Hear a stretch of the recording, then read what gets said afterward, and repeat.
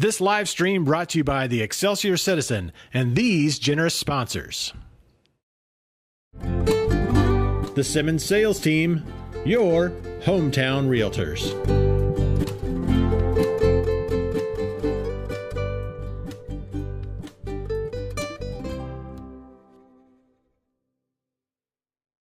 Find out how you can advertise with Excelsior Springs' #1 community resource. Visit ExcelsiorCitizen.com today.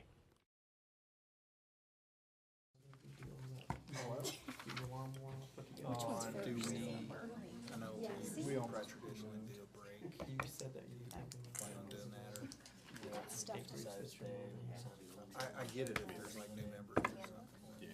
Yeah, it's really easier for scholarship. Discussion. We'll just go right. There's like 4 or 5 It's like the last thing. So it's not bad. Hey, take a break and then come back. Well, yeah. Take 5 minutes. Okay, yeah. Which one's All right, we're going to call the meeting to order. This time I'm going to entertain a motion to adopt the agenda. So, First by Troy, second? second by Kalen. All those in favor? That passes 6-0. Please note Darren is absent this evening. Will you please join me for the pledge? I pledge Allegiance to the flag of the United States of America and to the republic for which it stands, one nation, under God, indivisible, with liberty and justice for all. Thank you. This time I'd entertain a motion to adopt the consent agenda. so moved. First by Stephen. Second by Troy. All those in favor? And that passes 6-0. Next up, item C, recognition, Dr. Tomlinson. If it pleases the board, I'd like to invite Michelle Millage to come up. She is this month's Classified Employee of the Month. And Michelle has a positive impact on students as well as staff. She's always so positive. She's the first to jump in to help whatever, whenever. She brings joy to the building. That's pretty much right. And teachers as well as students enjoy working with her each day. I cannot say enough great things about Michelle and all that she has done to make Elkhorn such a great place for our students. Thank you so much and congratulations.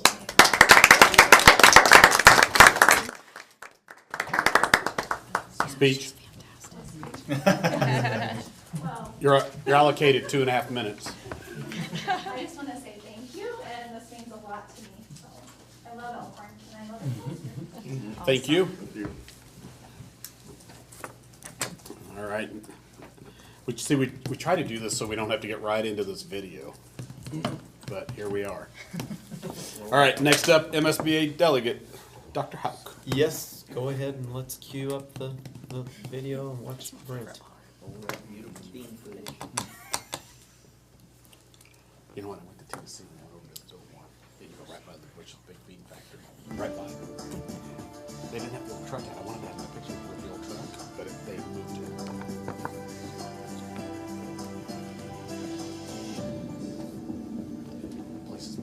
Hello, everyone, and welcome to the Missouri School Boards Association's Board Report for the month of April. We thank you for the opportunity to share some news and information during a few minutes of your board meeting. We begin with a look at the issue of teacher recruitment and retention in Missouri. As we have reported previously, school boards and administrators throughout the state continue to grapple with a teacher shortage that has reached a crisis level in our state. Too few young people are entering the teaching profession, and too many teachers are leaving the profession early in their careers. The State Board of Education has formed a Blue Ribbon Commission to address the problem, including the issue of teacher salaries in Missouri. The 17-member commission includes 5 business leaders. Commissioner of Education Margie Van Dieven says that's by design. We know that we need to raise teacher salaries. We know that we need to work on some of the conditions, and we put to keep teachers' retention efforts, to keep them in our schools, and we've been outlining those.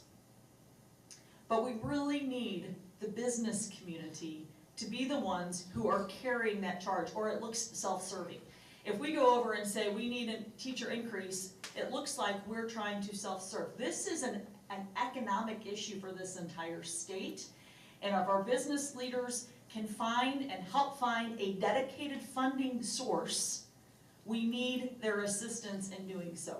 Van Dieven made her remarks during MSBA's recent legislative forum in Jefferson City. The goal of the commission is to develop a set of recommendations and clear action steps that address teacher recruitment and retention solutions. The MSBA Legislative Forum held last month included presentations on several legislative issues now before the Missouri General Assembly as it heads for its May adjournment. The event also included a student showcase at the Capitol where students from school districts throughout the state were on hand to discuss and demonstrate innovative programs in their districts. Governor Parson was among those who visited with the students. MSBA Executive Director Melissa Randall told school board members and administrators who visited the Capitol it's critical to tell the accurate story about the public schools of Missouri. We've heard it said over and over and over again today that is our primary responsibility right now, is to get our story told and to drown out the inaccurate information that's out there. Not let it divide us. This is a time we have to be united and we have to be laser focused on our children. They need us more now than ever as they recover from the experiences they've had these past 2 years too. And our teachers, we know they're hurting as well. Laser focused on supporting great teachers in every classroom for every child. Besides attending the student showcase, school board members and administrators had the opportunity to visit with their legislators at the Capitol during the legislative forum. If you were elected to your school board for the first time this month, welcome to school board service.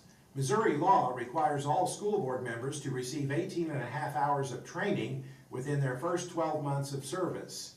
MSBA's CBM Essential Board Member Training fulfills this requirement and provides the foundation for becoming an effective school board member. The training is free for all new board members.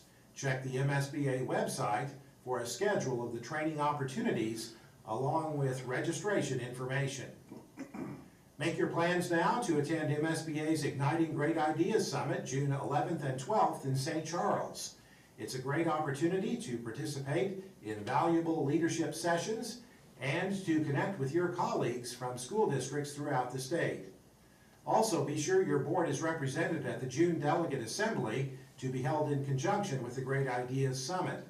Delegates will be electing state officers for the coming year at that meeting. The nominating committee is proposing a slate of officers for consideration, including the offices of President-elect and Vice President. That's it for this month's edition of the MSBA Board Report. Thanks for allowing us to have some time at your board meeting, and so long from Columbia. Anybody have questions for Dr. Houck? We could email Brent and see if he would answer. Any visitors, Lisa? No. All right, moving on to the superintendent's report, legislative update. Dr. Hucks. Thank you, sir. The legislative process is in full swing. You can see the list that's provided to you here. These are bills we're keeping an eye on. Before I get into them really in any depth, I would start by saying general revenue in the state is up to a record $11.2 billion from the previous year of $9.6 billion. But so far, no new dollars allocated to education. So that should kind of help you understand the legislative situation for school districts. The foundation formula is underfunded, transportation's woefully underfunded, but no money for that. Matter of fact, the House Bill 3002, which did have $21 million for the raising the starting teacher salary, that's even been removed. So just wanted you to know that that's what school districts are facing right now. You can see there's various curriculum instruction bills. These are basically unfunded mandates, which are unfortunate that the funding doesn't come along with the mandate. Then there's various funding reduction bills. There's a dozen or so there that add up to billions of dollars in reduced revenue that would be detrimental to school districts around the state. So I wanted you to see those as well. And then there's other categories of bills as well, such as related to school boards, open enrollment, Parent Bill of Rights. The bills under open enrollment, I also put charter bills in there. I think it's important for people to know that charter schools have no accountability. They don't take the tests. They don't get an APR. Same way for virtual schools. I'll give you an example. This is in Oklahoma, but the virtual program in Oklahoma is called EPIC. It has 40,000 students in it, but it only has a 40% graduation rate. And that's unfortunate for those 40,000 kids to be in that situation. It's probably not what's best for them. So it's unfortunate that accountability doesn't exist. So, but I do think people need to know that. I won't belabor that. It's just there's a lot out there we're keeping an eye on. So we're hoping to weather through this and not be beat up too bad for the next school year. Does anybody have any questions with regard to the legislation? Any ideas which ones you think will make it? Yeah, yes, sir. I do think the virtual learning bill has legs, and so that one, unfortunately, again, without the accountability, it's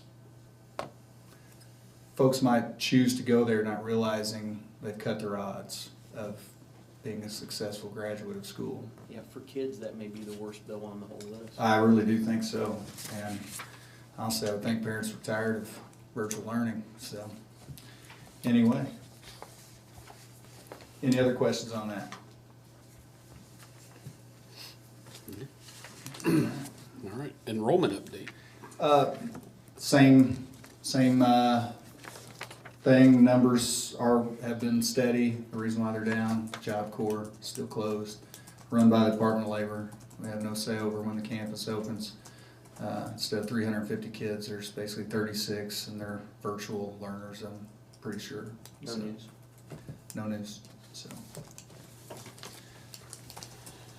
All right, next. Now to the discussion items. First up is approval of a budget amendment. Dr. Hucks. All right. I'm going to try to get through this in less than 2 hours, but I think we'll be able to do it. Let's get the PowerPoint up first. And basically my goal here, we're going to go over the state of the budget, give you an understanding of where it's at. So we'll look at past spending, present conditions, future expectations. All right. So if you've been on the board for a while, you know budget is complex. You can see here we have nearly 3,000 expense accounts, nearly 300 revenue accounts, 23 general ledger accounts, and then you can see that each account has a lot of aspects to it, such as fund, function, object, location, project, source, classification. So it's not as easy as thinking, hey, how much money do you have in the school bus account? There's probably 30 school bus accounts. So anyway, we're going to spend time tonight really talking about the funds. You have the general fund, special revenue fund, debt services, and capital projects. Here are some brief definitions for what each fund is. You have your Fund 1, that's your non-certificated staff, supplies, and purchase services. The one exception there is if we have lease purchases, they're paid out of Fund 4, but you take the money from Fund 1 and put it into Fund 4 to cover that. Fund 2, we call that the teacher's fund because that's how we pay the certificated staff. Fund 3 is debt services.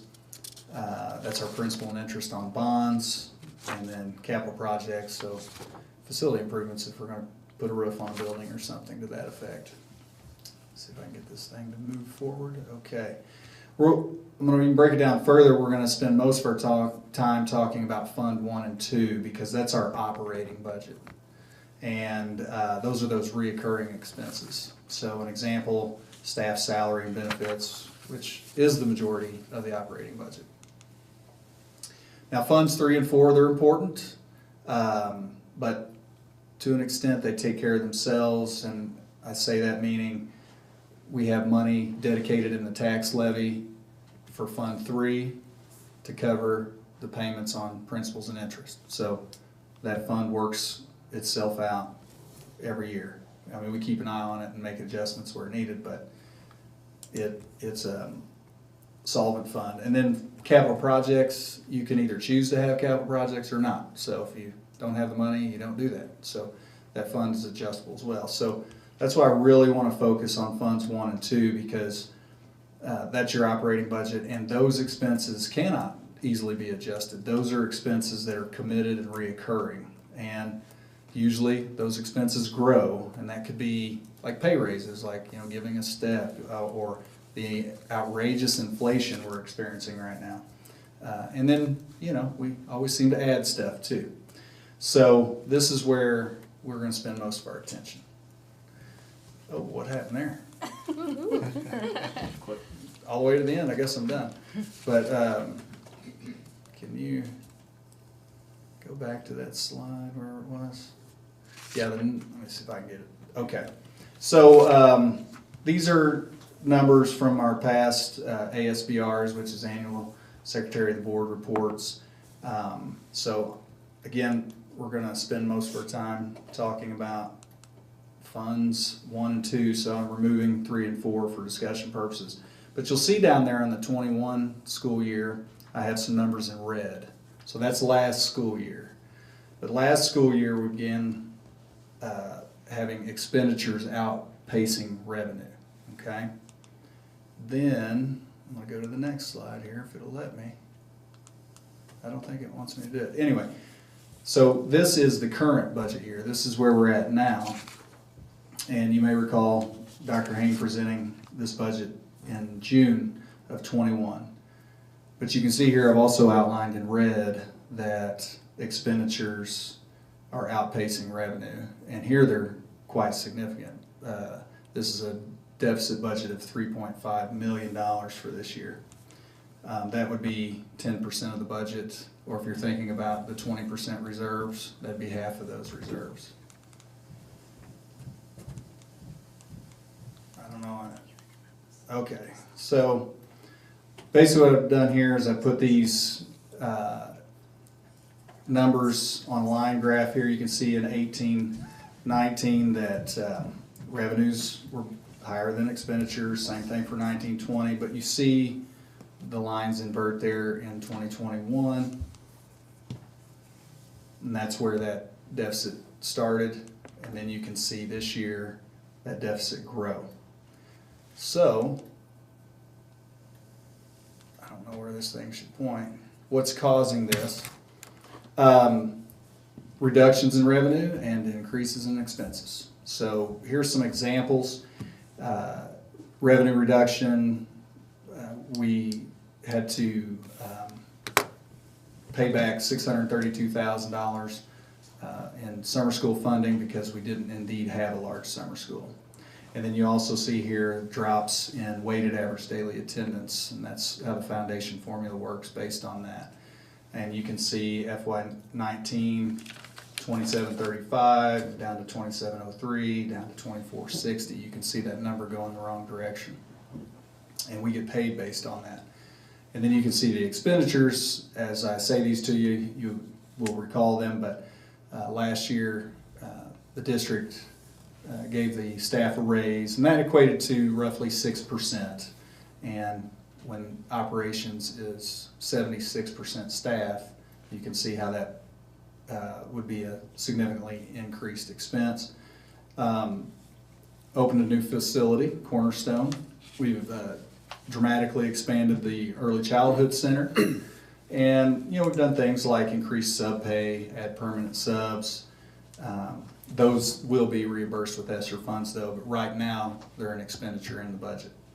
And then some expenditures are paid in different ways at different times. So as long as those expenditures don't really change much, it's not that big of a deal. But if you have drastic increases, the revenue doesn't come till the next budget year. So I just mentioned the large increase to the Early Childhood Center.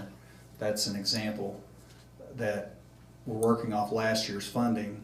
Well, our expenditures are a lot higher this year because we added more classrooms, and then we'll get reimbursed next year. So, all right.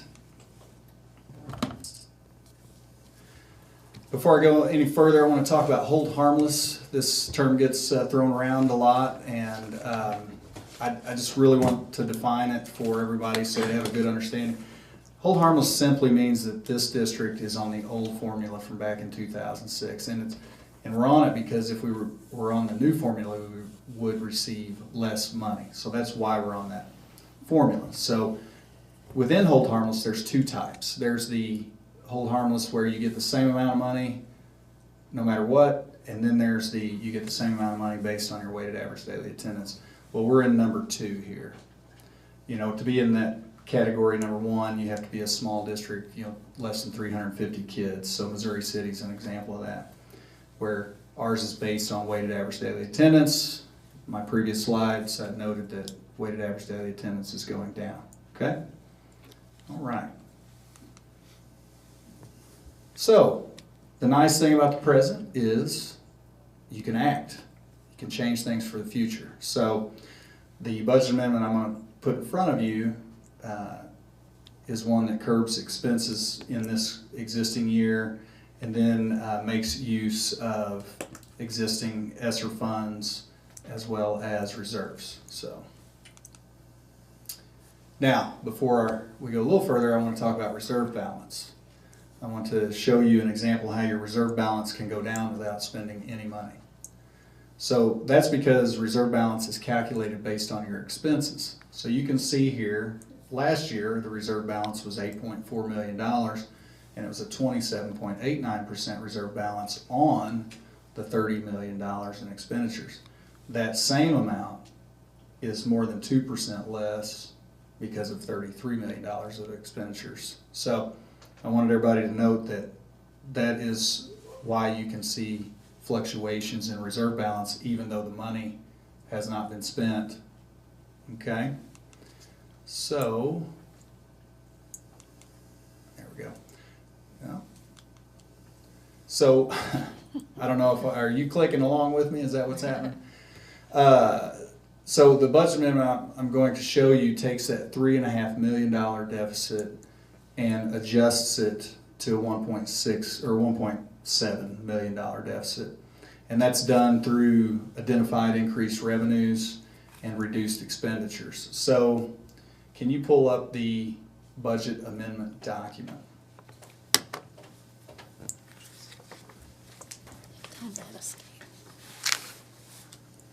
Here's a happy ending to this story, by the way. I know it feels like a horror movie right now, but we do have a happy ending. So the document that we're going to pull up is one that will be the document that we're actually approving tonight. So the top left, you see total revenue, and under Fund 1 and 2, you'll see $19.9 million and $14.7 million. That's our newly identified revenue. So that adds up to $31.174 million.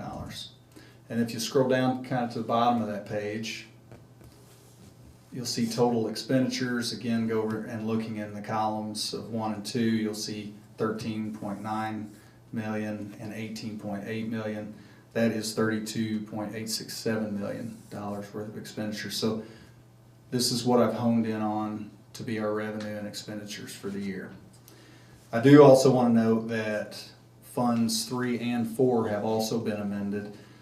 Fund 3 originally was $3.5 million. That's been adjusted to, let's see, $8.7 million. But the difference is, you remember a few months ago we refinanced some bonds. So to do that, you actually have to pay that off. So that was $5 million, a little over $5 million. But if you look, scroll back up, sir. If you look up, so Fund 3 come down Oh, this is the, Well, this is next year. yeah, this is next year. You need to go. I was like, I'm looking at that budget going, amendment. Yeah, and That's not this year. I'm reading the one on, that I have, it's a budget amendment. So pull up the other one. But anyway, so we paid $5.1 million to refinance those bonds. We had to pay that, but we're issued new money at a lower interest rate. So we were issued back $4.485 million, but you have to still show that $5 million as an expense. So in Fund 3, total revenue is still 8.7 versus expenditures of 8.6. So, and then Fund 4 was $12.6 million. That's been revised up to $17.2 million, and the additional difference there is the final expenses for all the bond projects. It's a little over $12 million, and then about $3 million in ESSER projects. So you had ESSER 2, which would have been a little over $600,000 for HVAC at Elkhorn and ECC. We've got the upcoming project for $2.4 million for HVAC at the gym and PAC at the high school. And then you may recall the lease purchase that was created for the FEMA shelter at Elkhorn. So that's got to be paid back. So we're submitting our final payment tomorrow, right? Or our request for final payment tomorrow.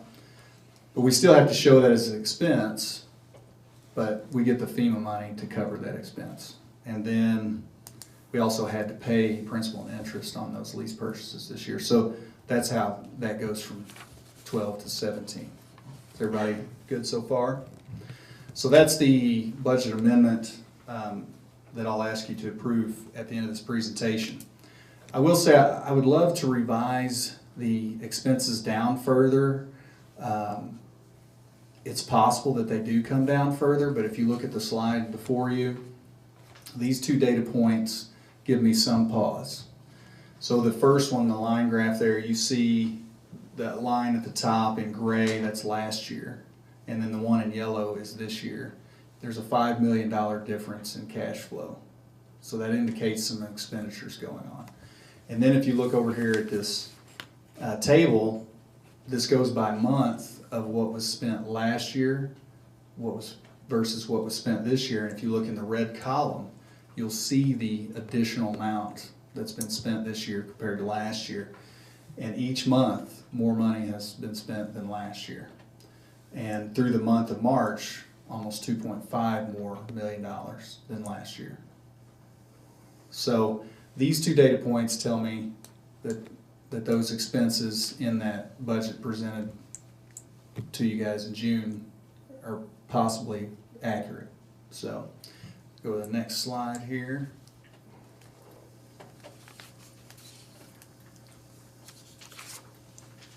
Can you get it to go to the next slide? I don't think mine is working.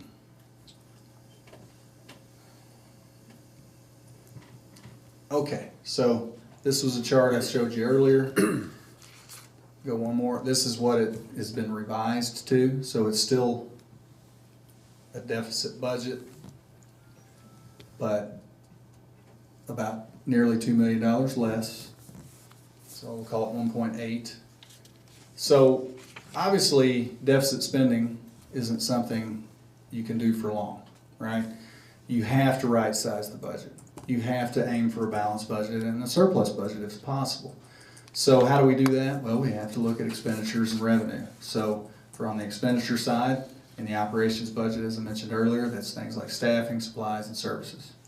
On the revenue side, we need to work on our weighted average daily attendance. So that's attendance itself. So we have to make sure we grow that attendance back. Add supplemental attendance where we can. So after-school tutoring is a great opportunity. A full-scale summer school, which we have in process. Another weighting is free and reduced lunch applications. Those are one of the weights, and so we need to work to increase those. I will say this has been an issue because we've had universal free lunch. So people don't necessarily feel the need to fill out the application because it's free whether they do or not. That's going away at the end of this school year. So if somebody's eligible and needs a free or reduced lunch, they will have to fill out the application next year. So we'll probably see that number work its way back up. We're going to make use of some ESSER 3 funds and then maximize other sources of revenue as well, such as grants, children's fund, marketing, things like that. So here's the good news, right? So we're in a deficit spending year, but the proposed budget I have for you for 23 is a surplus budget. Now, this is just a proposed budget. This is early. This is not the one that's presented to you in June. I will come back to you in June and say, here is the budget I want you to approve for 23. This, I just wanted to give you a window into the future and see what we're seeing. So this is a surplus budget. I do want to caution you that there's some one-time revenue in there making it so. So we moved $1.2 million of ESSER 3 funds to cover some, to supplant some existing expenses. And then because of the pandemic provision that we had put in place by DESE, we're going to use our 1920 weighted average daily attendance one more year. That would have normally fallen off at the end of this year. To us, that's a value of $1.2 million.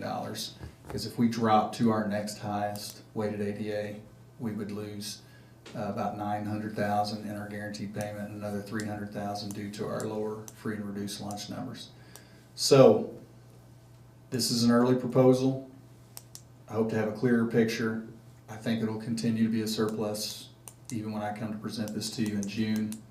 But you know, right now the end of this budget's 15 months away. So there is some crystal ball gazing going on here.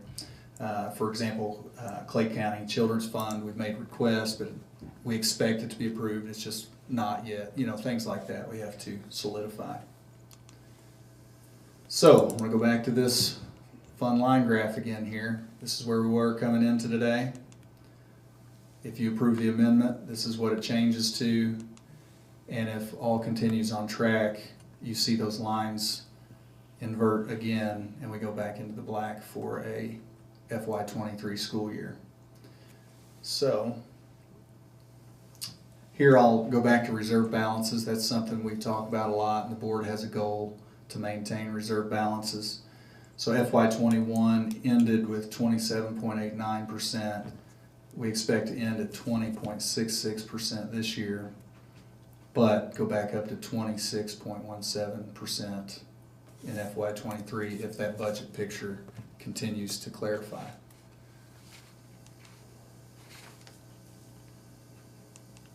Okay, so challenges, as I mentioned earlier, the weighted average daily attendance. I mentioned to you that pandemic provision. That's allowing us to use that weighted ADA one more year, and because if that would have fallen off, that'd be the $900,000 drop.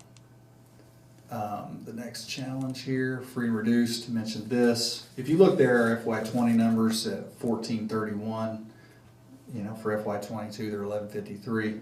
That's a $300,000 difference in revenue. This is our primary issue in weighted ADA. And I know you're not surprised about this. I've talked about this every month in the enrollment report. Now this is a Federal Department of Labor program. We have no control over it whatsoever. But this district usually runs about 350 kids a year through, and we have about 36. This is the major culprit. So this needs to open back up, and we need those kids back, or we have to supplement the difference. So hoping that that changes, the campus opens back up, the kids come through again. But that's the main culprit. Okay, talk about some strengths here. After school tutoring, that's supplemental, that we can get supplemental weighted ADA out of. It's in place and growing. A full-scale summer school, you know, Dr. Bullmore's been in front of you to talk about us putting one of those in place. In the past, we've had 1,000 student count with, and that gives you about 115 ADA for the summer school. So you can see how that could be helpful. That obviously prevent that $632,000 loss we had this year and the previous year. Daily incentives, daily attendance incentives have been developed and will be implemented in the next school year. Free and reduced application drive schedule's been developed. As I mentioned earlier, that'll probably work itself out, but we're gonna be proactive anyway and make sure, looking at those supplemental types of revenue, like working with a grant writing company. There's a rather large safety project that we'd like to put in place if we can get a grant like the COPS grant or a Department of Justice, STOP grant. Children's Fund, I mentioned that earlier. The previous 2 years was a $1.2 million revenue. We've requesting 1.9 and expect that will likely be approved. So there's some good news there and increased revenue as well. And then again, looking everywhere we can, the marketing plan to also develop and drive some revenue. But also note that I know this has been discussed in the past. There's been a bubble of students working its way through the school district. I think this year it's in the 9th grade, probably somewhere around there is that bubble. So what often happens is when a large class comes through, services are added, maybe staffing and so on, but when that class passes on, those ads are not then readjusted, right? So we're looking at that as well. Nothing drastic, but just making sure that we've right-sized in that aspect. And then also Prop C, this is some good news. This is that 1% sales tax. It's up from $1,045 per weighted ADA to $1,213 per weighted ADA. For us, that's about $450,000 more dollars in revenue. So that's a good thing. It's expected to go up a little higher even for FY23. Though I would caution you heard my legislative report, there are bills out there to reduce revenues, and one such one would be to eliminate sales tax on food, which that would eliminate not all, but a significant portion of this. So, in summary, I just wanted to note in FY21, started in the operations nominal, but it did begin some deficit spending to FY22 here, a more significant deficit budget. But the future, we're in the black. We go back into a surplus budget. Does anybody have any questions for me? I got a couple real quick. Sure. Did we create our own deficit by paying off too much of our debt too quickly in one aspect? Because and I just briefly saw that, and it's like, it seemed like we refinanced and repaid a big chunk of debt off, and I was thinking, well, I mean, is that part of a little bit of deficit spending there? It's not in that the revenue for Fund 3 goes to expenses for Fund 3 only. Yeah, so okay, so it wasn't. It's the increased expenses such as, the raise, opening the new building, expanding and all that sort of thing. It's just a culmination of all those things coming together in a tough revenue year.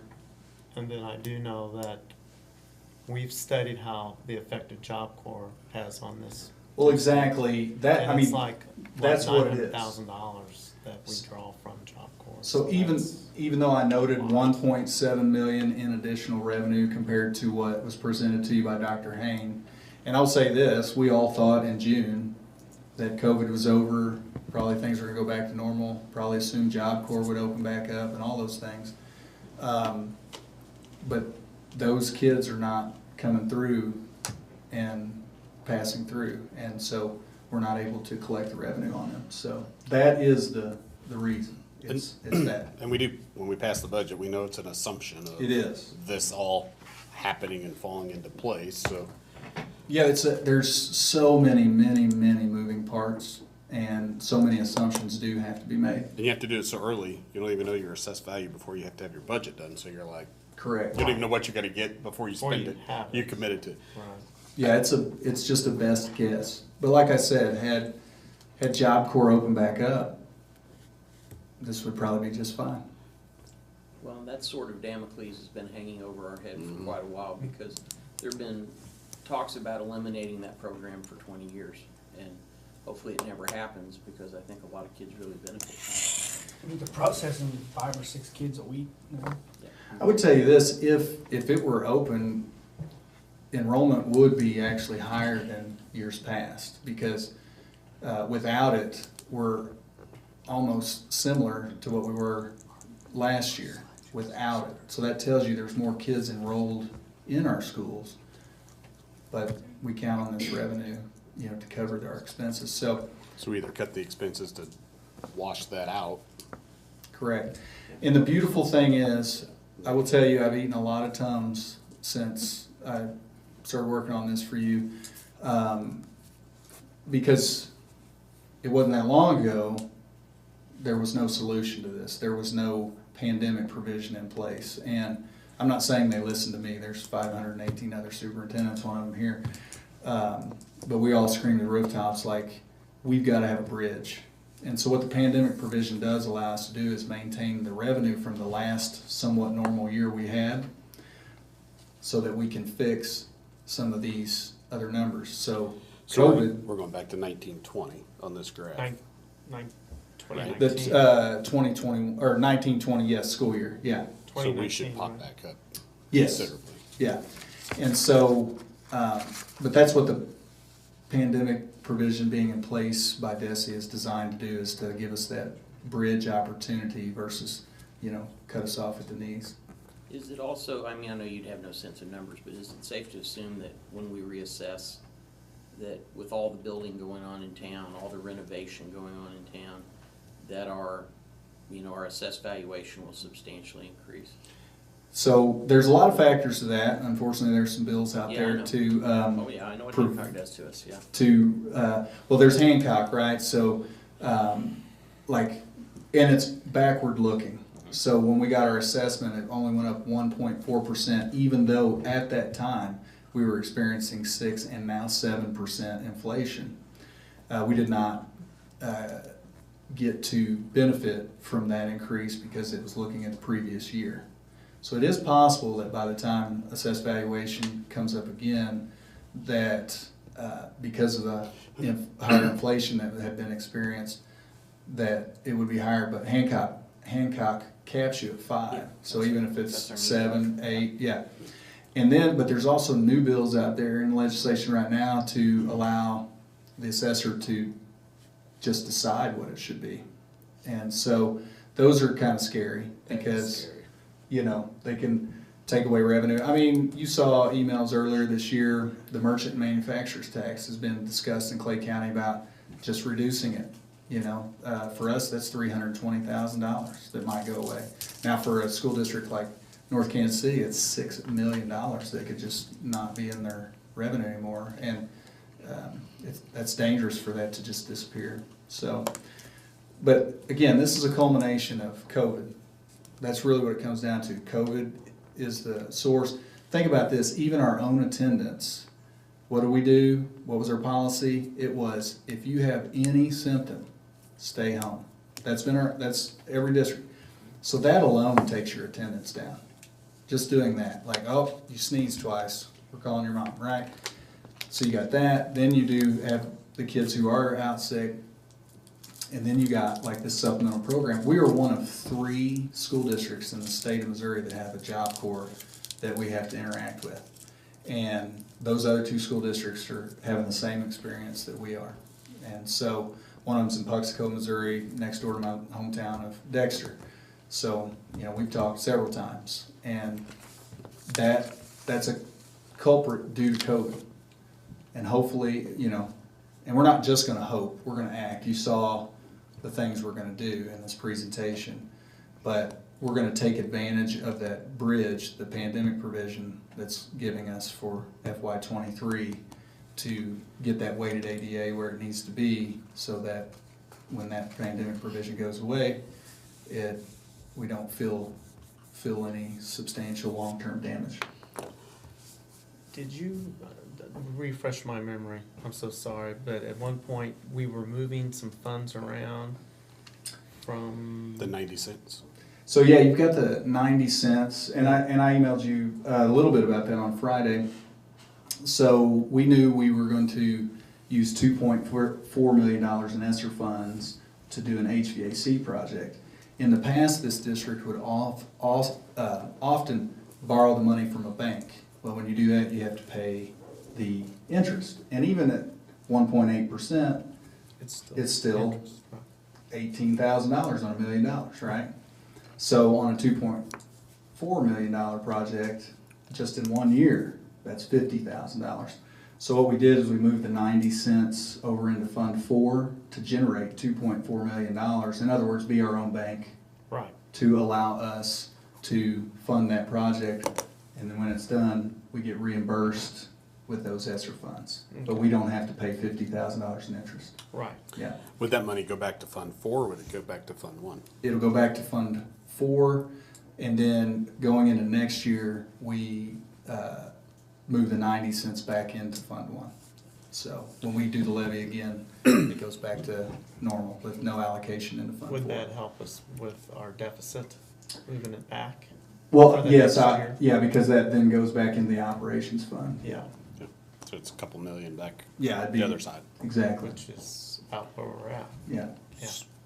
Okay. What would you, I mean, that's a pretty drastic increase in expenditures, pretty sharp.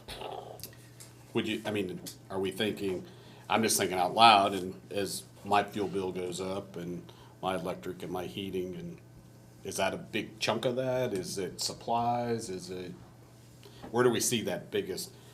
I don't remember those numbers, but it seemed like January, Salaries. February. No, Well, it because, went from January, February were the highest. yeah, I mean, they went up 5,000 to 500,000. 3 million within 6 months. So teachers don't get paid in July. You know, they don't get their first, we don't start seeing that until around September. That starts to come on rolls. That's when you notice those numbers really jump. Yep. So a significant portion of that is the cost of staffing. You know, some of the budgets were drastically increased from the prior year. Why? I don't have that answer, but I'm monitoring them. I just didn't know if there was some expenditure that you saw other than payroll. Yeah. Because that should have been about 2.5% to 3% with the 6% increase of the budget. If my math is right, it might not be, but so I'm just wondering if there's an expenditure in that time frame that just like spiked. Yeah, That well- caught your attention or caught anybody, you know, that just said, "Hey, Well, and where again, did this go?"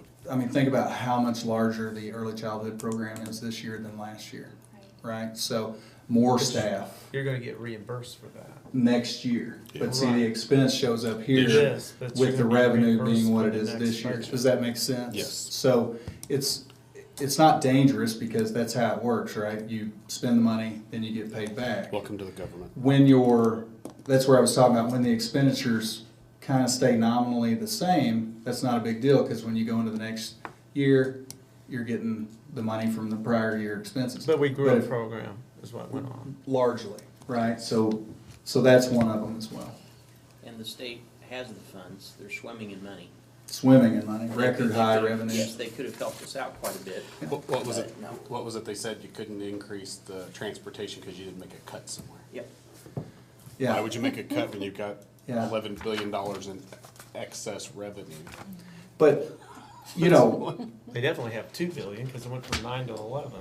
yeah, and something I want to tell the board here, I'm no miracle worker. You know, getting to a surplus budget is not because I'm some miracle worker. It's because of what we've identified so far, like the ECC funds being reimbursed in next year's budget. You know, we've identified, like even in this existing budget, identified 1.7 million more dollars in revenue. I didn't come up with ways to make 1.7 more million dollars. Would you say that's the Identified. bridge, the gap, is that part of it? Or is that just, that's a one-time? gap? Well, some of, like I mentioned, the Prop C, right? I didn't come up with $450,000. Luckily, the Prop C funding per weighted ADA went up. So this is, again, this was a best guess at the time, and I wasn't working here yet, but I've sat in the audience while this budget was being presented, and I sat there, I didn't have a mask on, I didn't think COVID was gonna come back. It's one of the reasons I took this job. I was like, I'm gonna wait till COVID's over before I try to take a superintendent job somewhere, because I don't wanna deal with that. But lo and behold, it came back, and the Job Corps stayed closed, and a lot of these things continue to be a problem. So it's not a situation where you lay blame at anybody. It's here's what it is, and here's how we can fix it. And again, it's not a miracle to fix it. It's simply making some adjustments.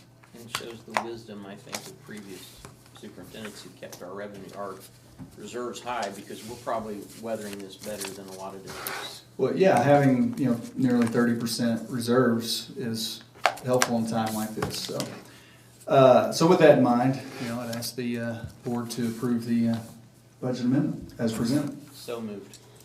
First by Troy, second by Stephen. Anyone else have questions or comments? Hearing none, all those in favor? And that passes 6-0. Next up, approval of ESSER 3 fund allocation. Dr. Hooks. Sure. So this is a result of you approving the budget amendment. I've been in front of you earlier this year talking about the ESSER 3 allocation, and at the time it was allocated, currently $593,000 for learning loss, and then another $2.367 million for that HVAC project. So since that time, our allocation actually went up another $41,000 too. So based on the amendment and the proposed budget for FY23, I'm requesting the allocations be changed to what you see here, $601,000 into Fund 1 for the learning loss, because you have to spend 20% of that on learning loss. It can be supplanted, it could be on existing things, but it has to be focused on learning loss.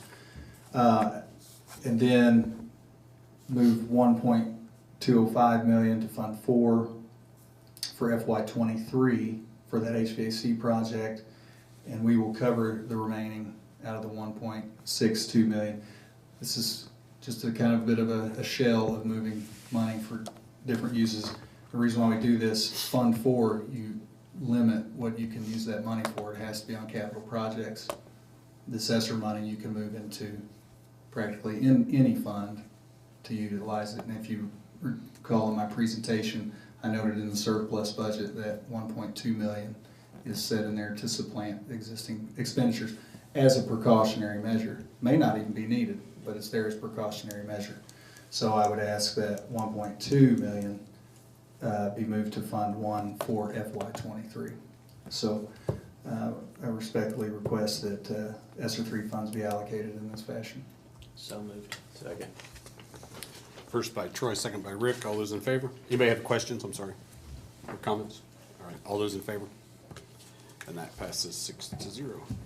Next up, approval of E-rate technology purchase and reimbursement. In the spirit of spending money now to see money later. Yeah, this is a perfect example of a money back next year. I would ask what we're doing is we qualify for E-rate reimbursement for technology funding. So one of the things we're asking for is for an upgrade to provide Chromebooks for students. And so what you have in front of you is a proposal to acquire 452 Chromebooks, as well as 132 MacBooks. The Chromebooks would go to students, the MacBooks would go to staff. 100% of the money spent on the Chromebooks for students would be reimbursed from E-rate. 50% would be reimbursed for the staff MacBooks. You're looking at a total capital outlay of $256,923. Our actual, when it's all said and done, cost for all of that technology would be $51,434. The Chromebooks, would they go to grade level? I mean, 452 is not going to do all of our kids. So. No, it would start at the secondary. Secondary, okay. Are there like that won't even do the high school, will it? No, but we're going to phase them in through some grades. Gotcha. Okay. Chromebooks versus Mac aren't that two different? They are, so the staff would actually have the MacBooks, the Right, are Chromebooks. they will work. compatible, I suppose, with, It is, especially if you use like Google Drive. We have Google Classroom for most of our services, so and they're that's something- all, Can I say something? okay. They can all work together, Yes. okay. You know, one of the things we want to do with our technology too is not buy everything all at once, like what you were asking about. We want to kind of phase that in over time so that we can keep it updated without it being a huge impact to our budget. And we want to try to maximize our reimbursement capabilities through E-rate as well. And Stephen, with MSIP 6, one of the big things is equity. Like, they literally take a look at everything that you have. And I don't know if you guys remember, but all Cornerstone teachers got MacBooks. So we're kind of invested in Try that. and We're obligated to kind go of with run that. with MacBooks. That's why that Yeah. decision was made also. Okay. What will be done with, because didn't we buy like a gazillion iPads just to start a COVID? Yes. So, I mean, I'm just, well, we'll still continue to have those for the elementary, and we'll have those, so we have those on lease for a couple of years, so we'll continue to use those and cycle through those, and then make those decisions about what kind of platforms and opportunities we're gonna have for a device for our elementary kids moving forward too. Right now, the majority of the elementary students use those through carts, and then, you know, we'll check them out to kids if we think there might be a snow day or a virtual day, so. I can see that possibly continuing too. We'll have to determine what grade level we want to begin the Chromebook process to start, but that probably won't go all the way down. Yeah, because there are different typing amenities and so forth with different. Just different uses the different age of Uses, students will have available to them. Yeah. all right. Entertain a motion to approve of E-rate technology purchase and reimbursement. So moved. First by Steven, second by Kalen. Any further questions or comments? Hearing none, all those in favor? And that passes 6-0. Moving on to approval of student transportation bid, Dr. Tomlinson. Well, it is that year again that our bus bid has come open, and we sent this out to, I want to say 5 or 6 different bus companies, and we ended up with 2 different bids. I had a third company actually decline to bid. They didn't think they could do it, and it cost a very good option cost-wise for us. So took a look at the 2 bids. Honestly, it was a pretty clear-cut winner. Apple Bus, who's our current provider, had the low bid. They also met all of the demands of what was in the RFP. And so we would recommend that we continue to go with Apple Bus for another 5-year term. It's renewable each year, so we could get out of that if we had needed to in the future. But at this point in time, I think that's the best option for us transportation-wise. I also think they have really good staff. I think our bus manager here does a great job, and keeping her, I think, would also be an asset for us. But after 5 years, we will have increased by 30%? Well, it's possible, yes. I mean, by what the agreement was, because it was a 6% increase. Well, it's a each 2 year. to 6%, so it's gonna depend when we get there. I didn't see the 2, I saw a 6% increase. Yeah, it's a 2 to 6%. Okay. So So it'll that's range. negotiable? It is negotiable, that'll kind of range, and we'll be able to kind of figure that as we go. If we would have set it at 5%, it could have ended up costing us more. Yeah, no, I So- just saw the 6%, it was like, that's about 30. Like 6%'s a good deal this year, because Yep. inflation's Well, no, higher it than that. is, no, Exactly. you're right, I was just. Next year still may be a good deal. It still might be good. Here's the Fuel tough thing you have prices. to, think about, it's like, yes, we can get a great deal if we had it fixed and maybe things, inflation's 10%, but then all of a sudden the bus company's losing money, and next thing you know, they're not gonna, they can cancel and get out of this thing too. Too, yeah. So No, it's there's a bit of a an agreement. symbiotic relationship Yeah. you wanna have, and, I think one of the best things I ever heard was, I want you to make money off of me, I just don't want you to make all your money off of me. Right? True. Exactly, yeah. Yeah, so we want it to be a fair amount, and again, this was the low bid, this was our best option, so this is what we're recommending. Sounds good. All right. So moved. First by Kalen, second by Second. Steven. Any other questions or comments? Hearing none, all those in favor? And that passes 6-0. Next up, Mr. Snelling on the Carolyn Schutte Scholarship. Okay, just wanted to take a couple of minutes of board time and with the community able to watch to let you know that I'm on the board of a scholarship committee that's being funded by Dr. Jim and Carolyn Schutte. Most of you know Carolyn was our mayor. We have a park named for her here in town. And Jim and Carolyn made the decision to devote a substantial amount of their holdings which are primarily in equities rather than cash. So I think the fund's doubled in the last 2 years since he started it. This year it'll be $1,000 per semester for the first year.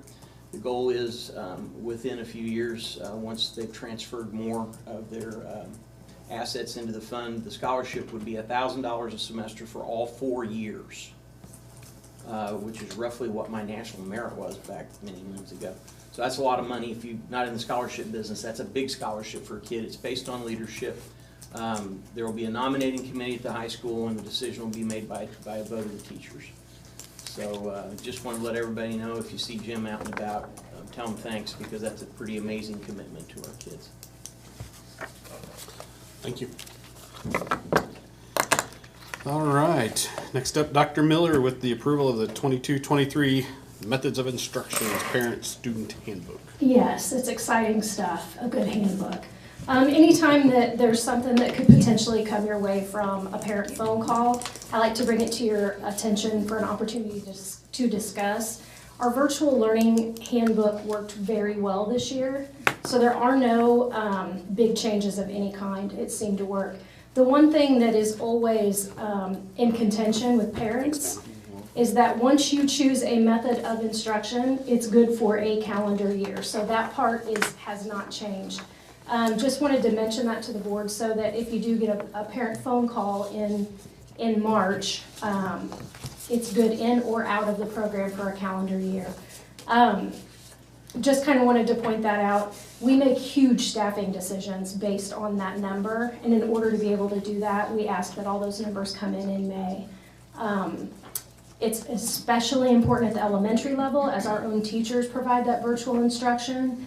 As Dr. Huffs mentioned, we've got we're very aware of our shortfalls for money, and so we're utilizing our teachers in the best possible way we can. We don't have a lot of wiggle room to take a teacher out of a classroom. So just wanted, again, these are both just something that I wanted to give you an opportunity to ask questions if you had any. This will need a vote from you for today, so wanted to give you an opportunity to ask any questions about virtual learning. Any questions, comments? All right. Entertain a motion to adopt. So moved. First by Kaylin. Second by Rick. Questions, comments? Hearing none, all those in favor? And that passes 6-0. Thank you, ma'am. Next up is ESSD by the numbers. Dr. Miller. Okay, this is just brag time. The two smaller documents that you see, Dr. Bolmore has been working already in his new role as communication director. So he has these right here are going to go in every building. So Kenny, this is going to be good for you and your families moving to town so that you can get kind of a good snapshot of our school district. The square one, he's done a really good job of outlining our strategic plan. For those of you that worked with us on our CSET plan, you can flip that over and kind of see that that's our plan. Wanted to point those out. So on to ESSD by the numbers. On April Fool's Day, wanted to point your attention to the picture of these little guys. They did a really wonderful job with April Fool's Day. They talked all of the kids into doing a flood drill. They all had to stand on their chairs and hike their pants up and plug their nose, and I'm happy to say that every single one of them fell for it. So it was just adorable. There's a ton of pictures on Facebook. So unfortunately, that could happen in Excelsior. It could, but you know, hopefully they wouldn't stand on their chairs and hold their nose. So it was super adorable. Just wanted to point that out. 61 students at our high school have taken advantage of the tutoring opportunities. As high school students go, the closer you get to the end of the year and the closer you get to an actual grade in a course, I expect that number to go up substantially. So it's not unlike a high school student to wait till the last minute. I am really, really proud to tell you that 100% of the elementary curriculum has been written. Yeah, so that went out. I actually had that out to teachers today. It's in a usable format that's going out to every elementary teacher. There's a spot on there for revision selections. I'm just happy that we can actually get into a curriculum cycle at this point at the elementary level. The next thing I'm gonna tackle is middle school, so high school's done, elementary's done. I'm gonna focus on middle school and I'll let you know as soon as that's finished. The work still continues. We're gonna be focusing on assessments next year, both formatively and summatively. Wanted to point out, ordinarily we wouldn't celebrate an 88.65% district attendance, but considering this has been a COVID year, this is something really to celebrate. Yes, it is. I know that the administrators in the buildings have really been working hard on this. During a COVID year, it's hard to get kids to come. Night with the band, I don't know if anyone had a chance to go, but they actually raised $9,000. So, which with inflation I think is like a half of a clarinet, but we're excited that they raised $9,000. Bottom left corner, our cheerleaders came up with the best idea for you to pass around. They are actually, you can buy Easter eggs from the cheerleaders and they will go to your house and hide them in your yard so that when your kids wake up on Easter morning, there are eggs to find in the yards. Isn't that a great idea? I thought that Will was they adorable. come back and find him if the kids? Exactly, yes. Use your lawnmower for Yeah, that's right. When you mow your yard, that's when you'll find them. National Honor Society at the high school had a very successful Heroes Daughters dance. They had 125 dads and 125 little girls show up. They also have a mother-son opportunity, but I was told because boys don't dance or don't like to dance, it's a game night theme, so look for that one to come up as well. I am so excited for the summer school opportunity this year that Dr. Everett has worked on. We are starting an ACT prep for summer school, and 44 of our kids have signed up to give up some of their summer to better their ACT score. So again, this is just celebratory and something that I like to do for you guys to point out the good in the district. Question for you. The curriculum for the elementary now, congratulations, and the high school, is that on the website or will it be getting put on the website soon? It will. What's on the website now, just not to get in the weeds about it, but like for example, I have access to documents everywhere in Google folders that have been passed down through generations of people in this position. And so I deleted a copy of something, and I immediately got an email from an instructional coach that says the district website said that the owner has deleted this item. I mean, it's all linked, so it's going to stay as is for now. I'm in current works. This is another thing that I'm doing is developing a teacher-only website. As we develop assessments, parents don't want or need access to every detailed lesson and Google link that goes into a daily lesson. So there will be a set of curriculum linked standards, scope and sequence, so they can see what kind of topics they're talking about at any given time. That will go onto the website next year. But there's going to be a teacher-only website where teachers can actually go in, access, move things around, adjust the curriculum, adjust the pacing guide, which is what a curriculum is designed to do. Okay. So I'll talk I had more that about question, that. so. Yeah, And I'll- I couldn't remember if it was or wasn't, so. It will be on there, but I call it a public curriculum that's going to go on the district website, and that's just kind of the outline shell of the plan of what standards we're covering. So yes, Okay. it will still be available. With the help of Dr. Bullimore, I can't wait to tackle that website. All right, any other questions for Dr. Miller? Thank you, ma'am. Appreciate it. All right. Anybody got any comments or questions before we move forward? All right. At this time, normally we take a break when we adjourn Sendine, but we're not going to do it tonight. We're just going to move right on to the next step. So this time I'd entertain a motion to adjourn Sendine 2122. So moved. First by Troy. Second by Rick. All those in favor? And that's, oh, it's a roll call, that's right. I forget. It's once a year that you do it. So. Kaylin? Yes. Rick? Yes. Troy? Yes. Steven? Yes. Myself? Yes. Kenny? Yes. And we are adjourned. Okay, so. If you want the gavel. Yeah, I get the sure. gavel, It's nice. the only time you get it. What should I do with this? All right, I'm going to call the new Board of Education meeting to order. Let's see. I'd entertain a motion to adopt the agenda for this meeting. So moved. I don't get to do it. Yeah, you never get to do it. That's fine. Second. First by Trey, second by Troy. All those in favor? It passes 6-0. Okay, it's harder than it looks. Yeah. All right, let's see here. The board secretary will administer the oaths of office to our recently elected board members. If they would just join me right down front.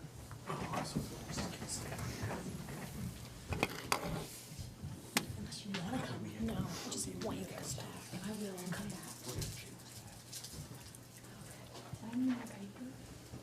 No, you're just gonna repeat after me. By raising your right hand. I do solemnly swear. I will support the Constitution of the United States. I will support the Constitution of the United States.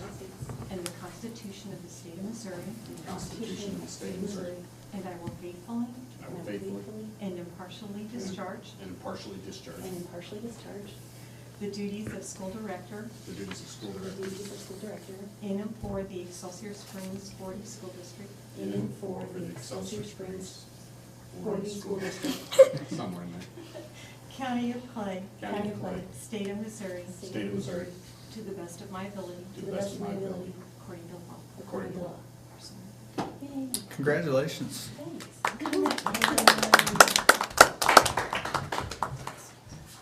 Okay, moving on down the agenda. The second item of the agenda is the annual school board ethics policy review. I would ask, and this is obviously something we do annually, I would ask for you to review that, and the document should be out before you to be able to sign and give to the board secretary before the end of the meeting would be ideal, so we have that on record. Any questions about that item? Okay, next, I'd like to open the floor for nominations for board president. I'd like to nominate Trey Harkins as president. Have a nomination for Trey Harkins. Ask if there are any other nominations. Not trying to get more, but that's my duty to ask that. Hearing none, I'll close the floor for nominations. All right, let's see. I do have to take a vote on the nomination, so all those in favor of Trey Harkins as president? 6-0. Congratulations, sir. Thank you. Or condolences, however you want to look at it. Okay, I will now open the floor for nominations for board vice president. I nominate Troy Snelling for vice president. Troy has a nomination. Do I hear any other nominations for vice president?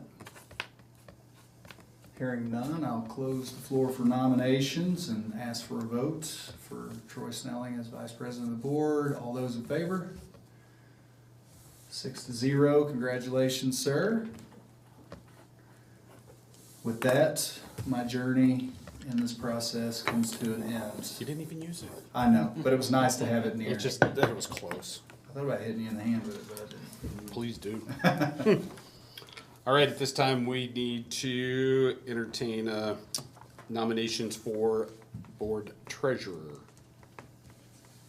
I nominate Lisa Shelton. Oh, no, I nominate Travis. Lisa's going. I quit. was getting one ahead of my resignation. I was getting one ahead of myself. Getting one ahead of myself.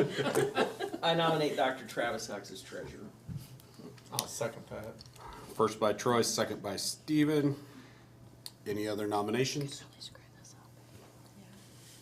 Hearing none, all those in favor of Dr. Hucks being the board treasurer? And that passes 6-0. Now I'd entertain a motion for board secretary. I nominate Lisa Shelton. We have Lisa Shelton. Any other nominations? Hearing none, all those in favor of Lisa Shelton as board president? And that passes 6-0. Did I say treasurer? President. Congratulations, Lisa. I think it's a Freudian slip. Pass that gavel on there. All right. I think we've never done it before. Here's where we would appoint the MSBA delegate and alternate. And since Darren's not here, It's him. I see fit that he continue that role. Right. So we'll appoint Darren as MSBA delegate. Dr. Houck, would you serve as alternate? I sure will. Thank you, sir. Unless you want to be the delegate. No, it's all good. Okay. Been there, done that. Yeah, both of those, Lisa. I do. All right.